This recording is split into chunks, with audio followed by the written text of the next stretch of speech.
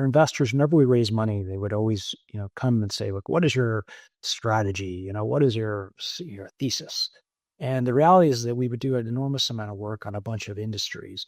But at the end of the day, we could only, it's not public market investing, right? If there's no transaction, there's nothing to do. You can't. So I said, like, the businesses we're going to acquire, it doesn't mean we were totally opportunistic because you couldn't be. The market became pretty competitive, but you could never say at the beginning of a fund. It was always interesting to us as partners when we look back at the end of a fund to realize what we invested in. All the businesses were market leading, great cash flow businesses with a professionalization thesis, it's sort of an M&A thesis.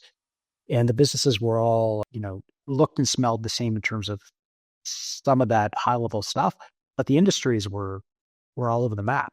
And it was partly, you learn and you study. And that was the fun part about what we did. It was these called homework projects. And you would start to think through, okay, where's a business, a sector we haven't looked at? You run around the planet and you try and just meet executives and meet companies and see if there was something there. And we spent time in like logistics, chemicals, beauty, like just everything we covered over the years. And sometimes there were, the sector sucked. Sometimes they were great sectors, but there was nothing for us to invest in. Sometimes they were great sectors and there was stuff to invest in, but the prices didn't work. And so, for Fund 3, I'm just kind of looking through the businesses we bought. I'd say probably the more interesting change that happened there was we got a bit back. It looks like the firm got a bit back more into industrials. And I think that was part of scaling. And because there was it's hard to buy. I mean, look, the businesses that my old firm were all market leaders, but they were small markets. Like these are like $25 million, like they're not billion-dollar businesses that dominated, the world economy. So by definition, if you're a market leader and you're a $400 million revenue business, it's a pretty small market. Yeah. But as we got a bit bigger, because Fund 1 was 400, Fund 2 was 6, Fund 3 was 800, we started looking at some bigger businesses, and we could be able to acquire niche manufacturing businesses that were at least reached the size where we could acquire businesses that own the market. And so the big one was like businesses like Davis Stanley, which made extrusion capital equipment, extrusion machines. We would make all the machines, and then we have the parts and repair stuff.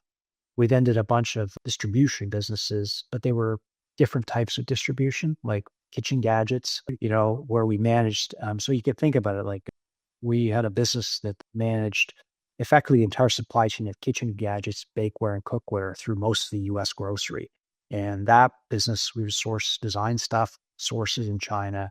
We would have branded or private label or licensed, and we would manage that across. And then you would thoughtfully acquire you get into, cleaning products. You got into other stuff on the shelves that were a fit.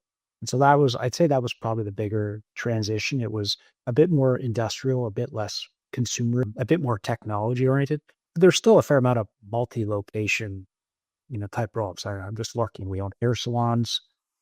We owned a large tire repair business, a Mavis Discount Tire. We had some casinos, which was Fund 1, Fund 2. We had an automotive aftermarket business that was really a retail business. So I'd say that was following we owned a roofing business, commercial roofing business, which was an industrial services company. It was a neat company because most folks thought of that as a very cyclical industry, and the reality is a large part of it was pretty stable. There was a maintenance component to the re-roof, and so that was a big study that we spent. I mean, a lot of what we did was take industries that people perceived as not interesting or could be more cyclical, like auto or like aerospace or like roofing, and think about how do we play this in a way? How do we play the installed base versus the new deliveries? And that was a thing that I think my old firm did pretty well.